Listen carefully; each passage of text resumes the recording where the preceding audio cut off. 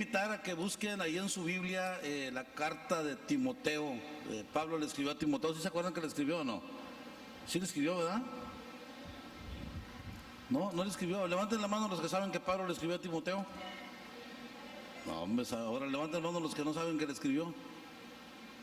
Levanten la mano los que no les importa nada que están haciendo aquí. Primera de Timoteo, capítulo 3, y hay un eje muy interesante a lo largo de toda la Biblia que le voy a invitar a que lo haga en su casa. Es el eje 3:16. A partir de Juan 3:16 se va hasta Génesis 3:16 y hasta Apocalipsis 3:16, buscando cada capítulo 3 y cada versículo 16 de la Biblia, y habla de algo impresionante con respecto a verdades profundas que tienen que ver con el trato de Dios hacia el hombre. En el contexto de este capítulo 3 tenemos a Pablo, que es el escritor, que es probable que está preso, a punto de ser devorado por los leones, mientras que Timoteo es el pastor de la iglesia en Éfeso, una iglesia que creció e inició porque un joven llamado Apolos, que era de espíritu fervoroso y con grande vehemencia refutaba a los judíos, comprobando con las escrituras que Jesús era el Cristo, enseñándoles que ya había venido Jesús. Entonces, cuando Priscila y Aquila vieron a Apolos hablar de esta manera, le dijeron: ¿qué andas haciendo? Pues ando hablando de Cristo. Ya se cumplió el cumplimiento de las profecías que se dieron en Isaías, cuando dijo que vendría el Salvador y nacería de una virgen, llamaría su nombre Emanuel. Entonces él le dice: no, pero ese Cristo que andas predicando ya se murió, lo crucificaron. Dijo: ¿cómo? Dijo: sí, dijo, pero al tercer día resucitó y luego mandó el poder del Espíritu Santo. Dijo: ¿dónde pasó eso? Dijo: pues pasó allá en Jerusalén. Pues vete para allá. Y él se fue a que les enseñaran mejor el camino de Dios, porque andaba predicando un evangelio a la mitad. Decimos en el norte, traía un evangelio mocho. ¿Cómo traía el evangelio? Mocho. ¿Cuántos de ustedes están compartiendo una fe mocha y no se mochan? Entonces lo que hizo ahí fue, te voy a explicar exactamente de lo que se trata, ¿verdad? Le dice, y tú estás en el 16, ¿verdad? Pero empieza ahí desde donde dice arriba, cuando dice quiero ir a verte, el versículo de arriba que dice quiero ir a verte. Entonces fíjese, ustedes pónganme atención a mí, porque la idea de Pablo, que está preso ahora, que le escribe a Timoteo, que está al frente de una iglesia, y una iglesia que no nació ni por un crecimiento de niveles, ni por un desarrollo de conveniencias, sino que creció porque Pablo, después de que recorrió las regiones superiores, vino a Éfeso y halló a ciertos discípulos y les dijo: ustedes recibieron el Espíritu Santo cuando creyeron. Esa historia la encuentra allá por el capítulo 19 de Hechos. Entonces ellos le dicen: ¿a poco hay Espíritu Santo? Entonces Pablo oró por ellos y, habiéndoles impuesto las manos, hablaron en lenguas y profetizaron. Y después Pablo le escribe una carta a la iglesia de Éfeso y le dice: ustedes desde el día en el que creyeron fueron sellados con el Espíritu Santo de la promesa. Pero eso no es para todos los que creyeron. Con respecto a acomodarlo de que no te preocupes, ya creíste, ya está la acción del Espíritu. Bueno, ya tienes el Espíritu, y ese es el problema, que tienes el Espíritu. Hay un serio problema con eso. Las cosas van a cambiar cuando el Espíritu te tenga a ti. ¿Quién tiene a quién? ¿Tú tienes el Espíritu o el Espíritu te tiene a ti? Y si tienes el Espíritu, ¿de qué espíritu eres? Porque levanten la mano los que se enojan. Yo levanto la mano primero. Todos los corajudos van la mano para arriba, ¿verdad? Los que nos enojamos. Ahora vea usted, es un juego. Si hay demonios que provocan el coraje, pues todos nos enojamos. Entonces nos mandan a ensayar un espiritillo ahí de rabieta, un espiritillo de puchero, un espiritillo de gran trompa, un espiritillo de berrinche. Usted lo controla, pero cuando viene la ira ya no lo puede controlar. Entonces es probable que todos los espiritillos que usted está aparentemente controlando es porque hay uno más grande controlándolo a usted. Entonces dile al que está a tu lado, dile: ¿de qué espíritu eres? Eso quiere decir en términos mercantiles: ¿quién te patrocina? Aleluya. ¿Qué influencia traes en el cerebelo? Se te ve en el doble remolino. Amén. Entonces Pablo aprendió y le escribe a la iglesia de Éfeso, pero luego después a Apolos ya no lo mencionó, sino que dice: yo sembré y Apolos regó y el crecimiento lo da el Señor, dice Pablo a los Corintios. Pero a Timoteo lo dejó enfrente de la iglesia como pastor a la iglesia de Éfeso. Entonces ahora él escribe al pastor y le dice: yo anhelo ir a verte. Así le dice, ¿verdad? El contexto. Dice, esto te escribo aunque tengo la esperanza de ir pronto a verte. O sea, ¿a quién quería ir a ver? Pablo quería ir a ver, ¿a quién? A Timoteo. ¿A quién quería ver? A Timoteo. ¿Cuántos estaban ansiosos por este congreso para venir a verme? Así, hipócritamente levante la mano. No, sinceramente, ¿cuántos estaban? Yo la verdad estaba ansioso por este momento para verlos a todos ustedes aquí, conocer caras nuevas, cuánto han crecido las iglesias, todo lo que usted ha hecho en el trabajo del Señor. Le entregaron una iglesia, la hizo misión. Bueno, yo te escribo, está diciendo bien claro, eso está escribiéndolo ¿a quién? A Timoteo. Estamos en el versículo 14 del capítulo 3 de la primera carta del apóstol Pablo a Timoteo. Entonces dice el versículo 15, para que si tardo, póngame atención, me encanta esta reacción de pluma entre el escritor y el que lee. Pastores, pónganme atención ustedes, porque él no está entregando a Timoteo como una obra terminada. Él no está diciendo, mira Timoteo, de aquí en adelante haz lo que te ronque tu regalada gana. No, espérame. Te estoy escribiendo porque quiero verte. ¿Para qué quiero verte? Bueno, porque es que si yo tardo, lo que me interesa es que sepas cómo debes conducirte en la casa de Dios. Quiero que tome en cuenta que esto no se lo está hablando a un recién convertido, ni se lo está diciendo a uno que se va a bautizar, ni a uno que lo está evangelizando afuera de una cantina. Está hablando con el pastor que dirige la iglesia de Éfeso, que se llama Timoteo. Y le está diciendo, Timoteo, necesito que sepas cómo qué. Aleluya, cómo nos gusta dar marrazos para todos lados, ¿verdad? Pero ¿por dónde empezamos? Para que sepas. ¿Para que sepas? ¿Para que qué?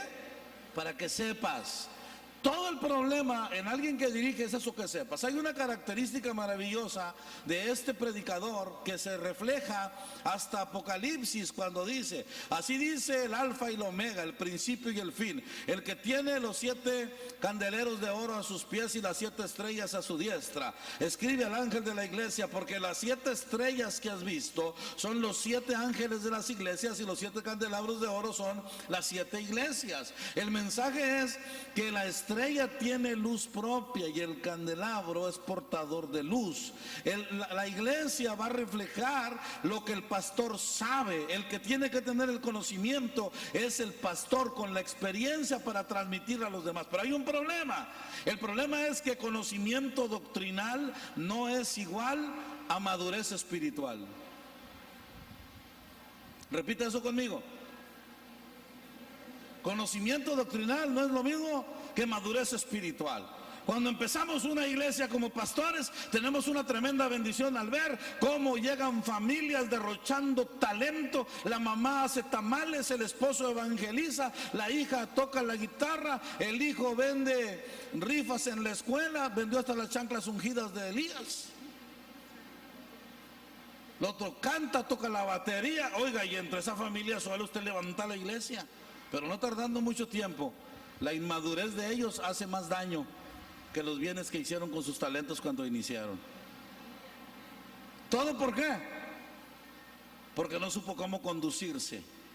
Cuando hablamos de la conducción, hablamos de conducta. Y cuando hablamos de conducta, hablamos de ideas que no deben de chocar, sino que debe de haber un fluido pero interminable, que está corriendo insensablemente. Nunca se va a cansar y se está conectando para vida. Pablo le dice a Timoteo, yo necesito ir a verte, no eres una obra terminada como ministro de culto público. Yo necesito seguir tratando contigo porque tengo algunas cosas que enseñarte. Una de ellas es que sepas cómo conducirte en la casa de Dios.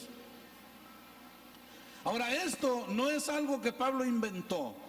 Ya el escándalo del inmoral convertido en predicador había simbrado la historia de Israel en la sapiencia y en la literatura de la buena poesía. Tenemos los libros poéticos como Job, Salmos, Proverbios, Eclesiastés y Cantares. Y en Eclesiastés, creo que es el capítulo 5, a ver si lo encuentras ahí sin que se pierda, Eclesiastés 5:1, encontramos nosotros algo interesante que ya estaba hablando el sabio Salomón. El que está escribiendo ya no es Pablo, esto es Salomón, dígale que está a su lado, Salomón,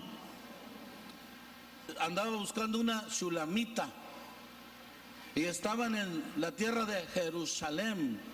Todo eso tiene que ver. Salomón es el hombre de paz, Shulamita es la mujer de paz y Jerusalén es la tierra de paz. ¿Cuántos tienen una esposa? Paz, pum, paz, pum, paz. ¿Cuántos tienen una tierra de paz? Están felices en la paz. Como gotera continua son las contiendas de la mujer. Y la mujer no nada más es la esposa, la cuñada, la tía, la abuela, la prima, la hermana, la hija chiquita. Al ser mujer, dale que taca, taca, taca, taca, taca, taca, taca, taca, taca. Dice amén. Entonces dice, quiero que sepas tú, hombre de paz, que cuando fueres, la palabra fueres habla de futuro. ¿Por qué? Porque nosotros nos esperamos algunos hasta otra vez el tercer sábado de agosto del año 2017 para volver. Cuando fueres, no era exactamente porque no iban regularmente al servicio, sino porque él se dirige a grupos de personas que tenían turnos y tenían citas para llegar a adorar, porque el templo de ellos no se hizo para las personas, el templo de ellos se hizo para Dios. No había espacio para recibir muchas personas, ahí nada más entraba el que tenía que dar, y si no tenía que dar, ni para qué fuera. No escuché nada.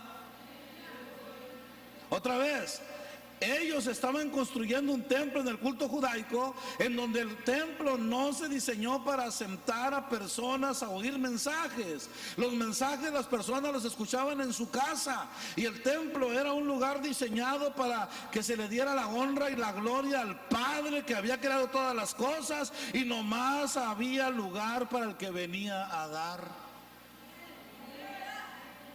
¿Cuál ha sido el cambio? Pues que ahora hay mucho lugar para los que vienen a pedir. Y es puro Zacarías y nada de meterías. Entonces dice que no te pierdas el objetivo. Dice, cuando fueres en el futuro, ¿a la casa de quién?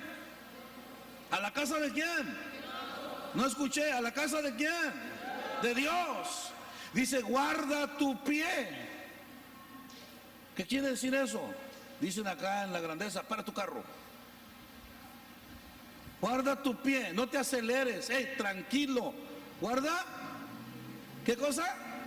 Tu pie, y acércate más para oír que para ofrecer el sacrificio de los necios,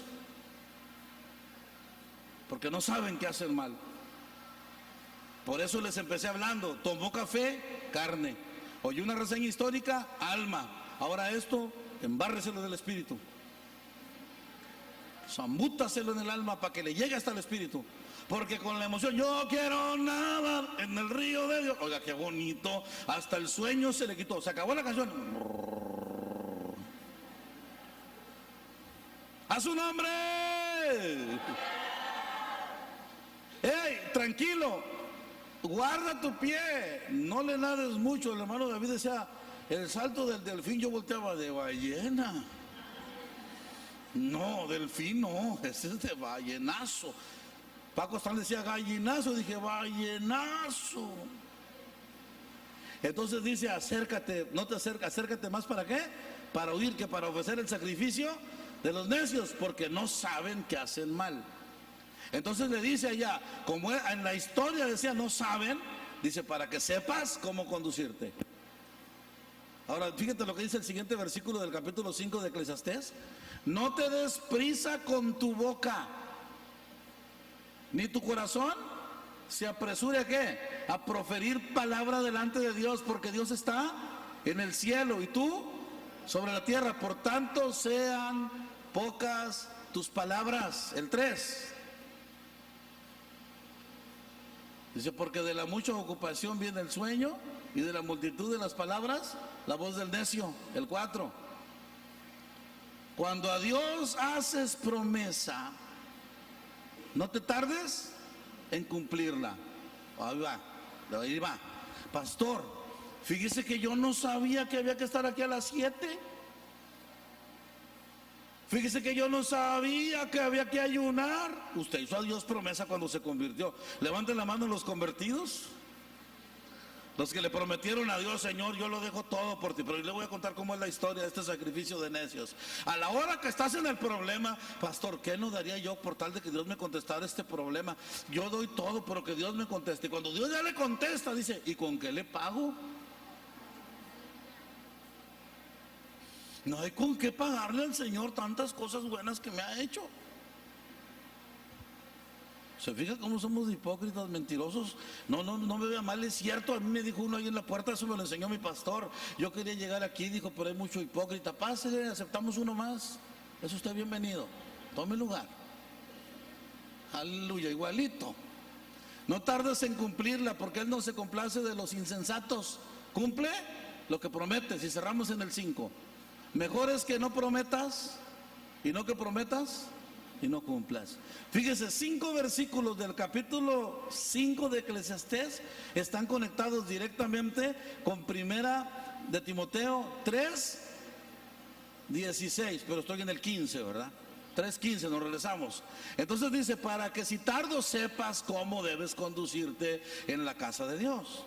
Pero ahora dice, la casa de Dios ya no es aquel edificio que hizo Salomón, donde llevaban el sacrificio de los bueyes y derramaban la ceniza de las becerras en el altar y se lavaban en el lavacro del agua limpia para presentarse en el lugar santo y que un día al año pudiesen entrar al lugar santísimo. Ya no. Ahora quiero que sepas cómo en la casa de Dios, que es la iglesia del Dios viviente. ¿Me está escuchando? Cuando habla de la iglesia del Dios viviente, ya no está hablando de un edificio, no está hablando de un lugar que geográficamente se localiza como el templo de Salomón. La iglesia es usted, la iglesia soy yo, la iglesia somos nosotros. Ahora, ¿por qué dice para que sepas cómo conducirte? Porque hay un serio problema con la velocidad a la que se conduce su sangre por su torrente sanguíneo. Le puede provocar una arritmia, le puede provocar un paro respiratorio, le puede provocar un derrame cerebral, porque no sabe conducirse, anda bien acelerada, anda bien acelerado, quiere componer el mundo cuando no se puede componer ni solo, tiene las patas chuecas y quiere enderezar la carretera a Papantla. Y está como mi amigo Sergio, que le cayó el bloque de un motor de 302 en el dedo y le quedó chueco. Y luego se metió de carpintero y agarraba las tablas y todas las tablas estaban chuecas. Lo que tenía chueco es el dedo. ¿Cuántos dicen amén? Que sepas cómo conducirte en la iglesia de Dios. Y ahora, ¿por qué? Porque del Dios viviente. ¿Por qué? Porque allá en aquel culto se sacrificaba, tenía que morir el becerro. Ahora dile, tú no te mueres, nomás te duermes. Dile, tú llegaste a ver al Dios vivo, no te mueras, nomás duérmete. En el culto. Y para el mundo y el pecado nomás se desmaya. Porque a la primera brinca otra vez igual. Con una zanahoria le sale lo conejo que lleva adentro. Dice, columna y baluarte de la verdad. ¿Quién es columna y baluarte de la verdad? El Dios viviente. Y si nosotros sabemos cómo conducirnos, significa que vamos a tener una depuración interna en el pensamiento, los sentimientos, las emociones. No vamos a ser almáticos, no vamos a depender de las circunstancias. Nuestras oraciones no van a ser dominadas por las circunstancias. Lo que está pasando, el granizo que está cayendo, los cerros que se van a derrumbar, no son el motivo de mi oración. Cuando empiezan a derrumbarse los cerros y empieza a temblar, yo empiezo a orar: Dios es mi amparo y mi fortaleza, no temeré aunque la tierra sea removida, porque Él es todopoderoso para mí. Cuando viene la enfermedad y el dolor que no me deja ni respirar, yo no voy a orar diciendo me duele mucho. Yo voy a orar y voy a decir: en su llaga yo he sido sano, en el nombre de Cristo hay salvación. Es decir, no son las circunstancias las que tienen que dominar tu oración. Lamentablemente usted ha estado alimentando su relación con Dios en base a la experiencia que usted está viviendo. Por eso cuando están cantando yo quiero nadar en el río de Dios, su cara era otra, su aspecto era otro, su ánimo era otro. Pero ahorita en un segundo ya cambió su ánimo y ya cambió su aspecto. Mi aspecto y mi ánimo no cambia. Traigo la música por dentro y me gozo en el Señor. Aunque ande solo, alabo y glorifico al que vive y reina. Y ahorita me aviento un clavado aquí también sin agua. ¿Cuántos dicen amén? ¿Por qué? Porque es emotividad. Y la idea al decir somos bálsamo, somos bendición, es que conozcas al Dios vivo, al Dios viviente. Cuando dice Dios viviente, hermano. Ayer que veníamos de allá del puerto me decía David, mire pastor, centro de avivamiento, pues estarán muriendo. Perdónenme, pero ¿a quién hay que avivar? Yo empecé a luchar con ese concepto. Hermano, vamos a hacer una campaña de avivamiento, pues que la hagan los que se están muriendo. Y para muchos avivamiento es brincar, saltar. No, hermano, el avivamiento es Cristo. Cuando tienes al Dios viviente adentro de ti, no hay nada que te desanime, no hay nada que te voltee, y tú vas a conducirte de victoria en victoria, de poder en poder, hasta ver a Dios en Sión, porque Él es todo. Y para ti es grandioso su poder en favor tuyo. Él es la iglesia del Dios, columna y baluarte de la verdad. ¿Alguien sabe lo que es un baluarte? Muévelo.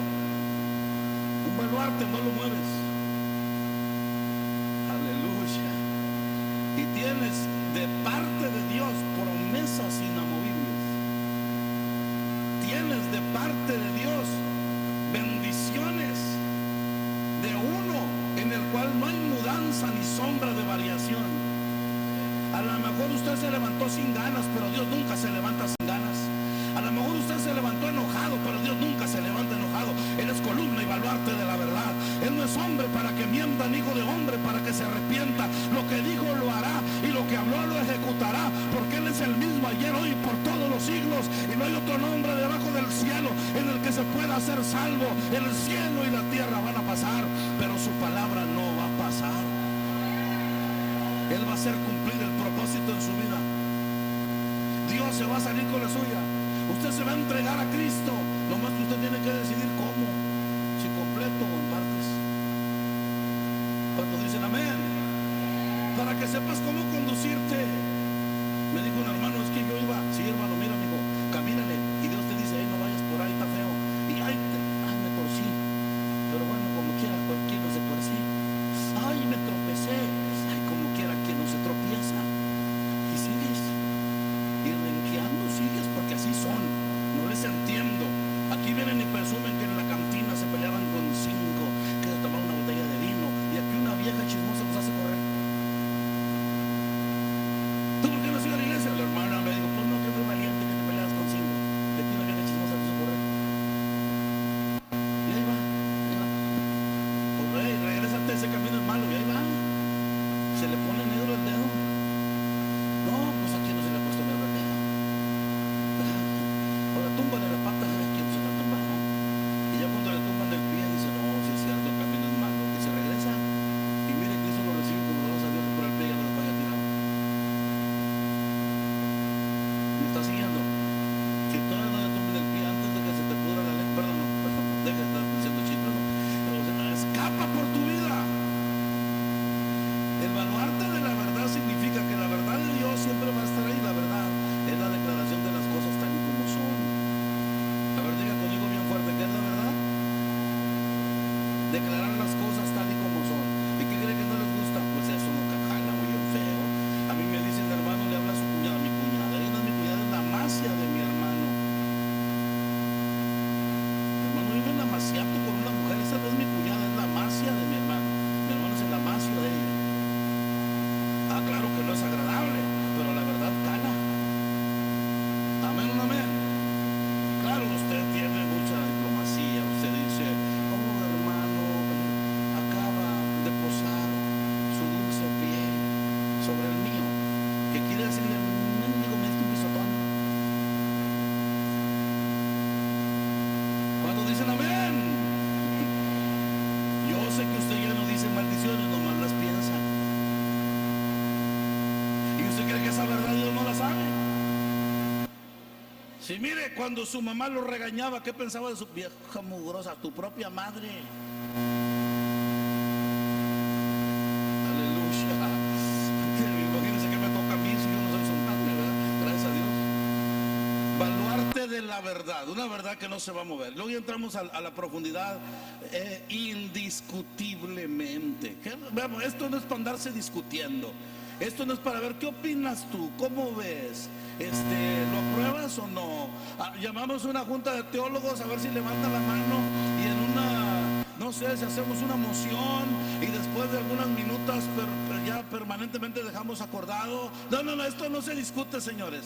Esto es porque así es. Si usted cree o no cree, nadie le preguntó su parecer, así es. Esto es indiscutible, la verdad es la verdad, no la vas a mover. Y esto es indiscutible. Me estás hablando, me estás oyendo. No tienes manera de ponerte a decir que no. Dios te ha bendecido, Dios te ha dado vida, Dios te ha dado gracia, Dios te ha dado salud, Dios te ha dado libertad, Dios te ha roto las cadenas. Lo único que está esperando es ver qué haces tú.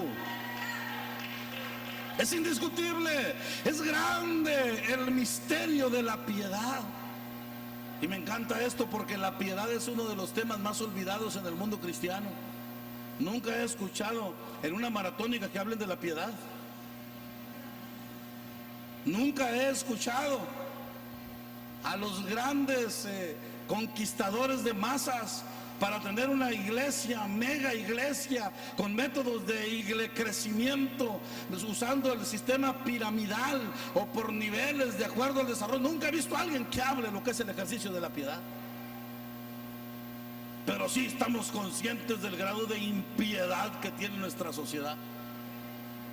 Que cuando anuncian en la televisión y en el periódico los cuerpos mutilados, no sé quién es el más impío, si el que le arrancó la cabeza o el que le tomó la foto para exhibirlo.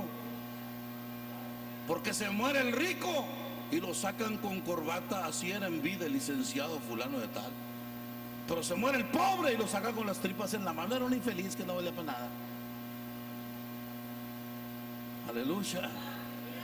Y la piedad significa eso: estar en paz contigo, estar en paz con Dios y estar en paz con los demás. Ese era el ejercicio del sacerdote, que tiene un dote que sacia el corazón del hombre y tiene un dote que sacia el corazón de Dios, y está en paz con Dios y está en paz con los hombres. La vida piadosa es una vida moral con una estatura de bendición que no tiene nada que ver con el conocimiento doctrinal ni con la experiencia de servicio en el ministerio, sino los que han alcanzado la madurez de entender que están nacidos a la verdad y que no se mueran, porque Dios prometió bendecirles y salvarles, y que cuando lleguen allá en el libro de la vida no les van a preguntar los puntos doctrinales de la conversión, que si eran de Arminio o de Calvino, que si creían en los hermanos Wesley o en el movimiento pentecostés. No les van a preguntar eso. Van a entrar los redimidos con la sangre del Cordero, sus nombres escritos en el libro de la vida, y eso es indiscutible.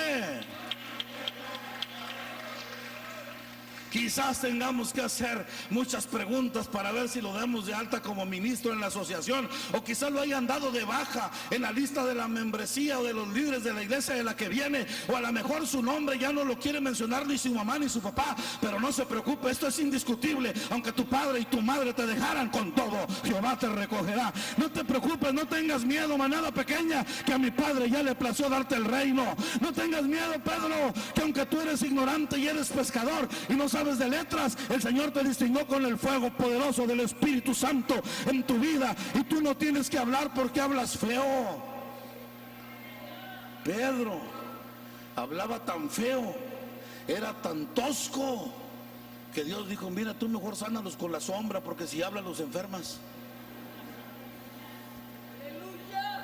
¿Cuántos dicen amén? Mire, le digo qué tan feo era Pedro para hablar. Mire, dice la Biblia que Juan, el apóstol Juan, dice: hijitos, estas cosas les escribo para que no pequen. Y si alguno ya pecó, abogado tenemos para con el Padre, a Jesucristo el justo. Y Pedro toca el mismo tema, pero Pedro es bien feo. Como el perro vuelve a su vómito y la puerca la va a revolcarse en el cielo. Es el mismo tema. Entonces cuando Dios dijo: mira, Pedro, quiero que sanes, pero si hablas lo vas a enfermar. Aleluya. Mejor sánalos con la sombra nomás, mijo. Algunos dicen: a mí, ¿por qué Dios no me gusta sanar los enfermos con la sombra de Pedro? Es que Dios a ti te dio una bendición bien grande. Habla, tienes una voz angelical. Siempre detrás de un gran hombre hay una suegra que no lo puede creer. Tú suelta la palabra, hay una bendición. Aleluya. Por eso dice la Biblia que la gente sanaba con la sombra de Pedro, y la gente de ahora se enferma con nuestros asombros. Mataron a 3. Ay, balacearon a 5. Ay, la inseguridad. Mire, hermano, todos los días hay balazos y ningún día han dejado de cantar los pajaritos. Todos los días hay inseguridad y ningún día las aves en la mañana se han puesto en huelga. Todos los días en la mañana, esto es indiscutible. Al salir el sol, le cantan y le alaban al que vive y reina por los siglos de los siglos. Y si tú entiendes esa verdad y te sales de donde estás, al baluarte de la verdad, a la columna de la justicia, y te desarrollas en esto indiscutible de la vida piadosa, mira nada más lo que pasó. Dios fue manifestado en carne. Y eso me encanta, porque ya tenemos a un hombre a la imagen de Dios, y aquí tenemos a Dios con imagen de hombre. El primer Adán fue un hombre creado a la imagen de Dios. El segundo Adán, llamado Cristo Jesús, es el mismo Dios tomando forma de hombre. Y vino y pisó esta tierra. Por eso Juan, que descubre esta verdad profunda, dice: yo me imagino a Juan con los ojos llenos de lágrimas, con la piel erizada, escribiendo: en el mundo estaba, y el mundo por él fue hecho, mas el mundo no le conoció. Llegó y se presentó, vimos su gloria, y dice: se manifestó. Hermano, manifestar. Escúchame, manifiesta que eres. Con el genio que tienes se manifiesta lo que traes en el corazón. Lo que te sale por la boca evidencia lo que traes en el corazón. La expresión de tu rostro pone en evidencia lo que traes adentro del alma, dice el proverbio, porque así como el rostro se ve en el agua, así en tu rostro se ve lo que traes adentro del alma. Sal de la mentira, sal de la hipocresía, sal del engaño y ven a conocer el baluarte de la verdad. Ven a abrazar la pura verdad del que se manifiesta. Y mira cómo se manifiesta en carne. Aleluya. ¿Se manifiesta en qué? En carne. Por eso dice que la manifestación de los tres nos une a todos. ¿Por qué? Como ya se manifestó en carne, te tengo que amar, aunque seas más manteca que carne. Sí, porque usted sabe que el cuerpo tiene hueso. Y la osamenta está revestida por los ligamentos. Y los ligamentos tienen algo que está coginando ahí con el tejido adiposo. Y arriba del tejido adiposo por ahí están los músculos. Y luego los músculos se revisten también del tejido adiposo y la piel. ¿Y sabe qué es lo que hace que tenga bulto? El sacahuil. Diga no al Halloween y sí al sacahuil. ¿Cuántos dicen amén? Pero si no tiene manteca no amarra. Si no tiene masa no es bueno. ¿Qué hacemos entonces? Habla de una estructura, hermanos. Y la manifestación de Cristo en carne significa una relación conductual. Y la relación conductual, por ejemplo, entre esposos, y aún el mismo ejército de David dijo: hueso de tus huesos y carne de tu carne. Si usted tiene una relación de puro hueso, está bien estructurado, bien administrado, pero no rebota con nada, está duro y es incómodo y quieres brincar. Pero si tienes una relación de pura carne y no hay hueso, pues es una masa gelatinosa sin forma. Todo el mundo agarra para donde quiere, no se puede estructurar. Necesitamos meter los dos, el hueso que estructura y la carne que amortigua. Amén. Entonces Él se manifestó en carne. Y cuando se manifiesta en carne, el Dios hecho carne, el Dios manifestado, entonces por eso es justificado en el Espíritu. Cuando dice justificado, se refiere a que ninguna condenación hay para los que están en Cristo Jesús, los que ya no andan conforme a la carne, sino conforme al Espíritu, porque el ocuparse de la carne es muerte, y la mente carnal no se sujeta a la ley de Dios, ni tampoco puede, porque Dios, enviando a su Hijo en semejanza de pecado, y por causa del pecado condenó al pecado en la carne. Así que, hermanos, deudores somos, no a la ley para vivir según la carne, sino al Espíritu para vivir según Dios. Dios, porque Dios a nosotros nos trajo un despertar glorioso, y el despertar glorioso es que este cuerpo lleno de tejido adiposo, de agua contaminada, de toxinas nocivas y de enfermedad, puede ser habitado por el poder glorioso del Espíritu Santo. Puede haber una llenura con fuego de arriba que viene por tu cabeza hasta tus pies y te enseña a caminar como columna y baluarte de la verdad. Se manifestó y se justificó en el Espíritu. ¿Y sabes quién lo estaba viendo? A ustedes nunca les tocó caerse en la escuela y cuando abriste los ojos había como 20 niños viéndote así, y abriste los ojos y ¿de dónde salió tanto niño? Los ángeles lo vieron, y cuando los ángeles vieron que estaba todo hecho, entonces los ángeles son los que ministran a los herederos de la salvación aquí en este momento, porque los ángeles ya lo vieron, y los ángeles ven, y los ángeles oyen, y los ángeles piensan, y los ángeles deciden, y los ángeles determinan, y los ángeles obedecen, al grado que el Señor los pone como ejemplo y punto de referencia en la oración modelo, en el Padre Nuestro, y dice que se haga tu voluntad así como en el cielo, también en la tierra. El que hace a sus ángeles espíritus y a sus ministros llamas de fuego, el fiel y el verdadero, el que se hizo carne, el que habitó entre nosotros, el que fue justificado en el Espíritu, al que están viendo los ángeles, a ese hay que predicarle a los gentiles para que el mundo crea que Cristo ha sido recibido arriba en gloria. Medicina tomar, y aquí encontrarás una paz sin igual.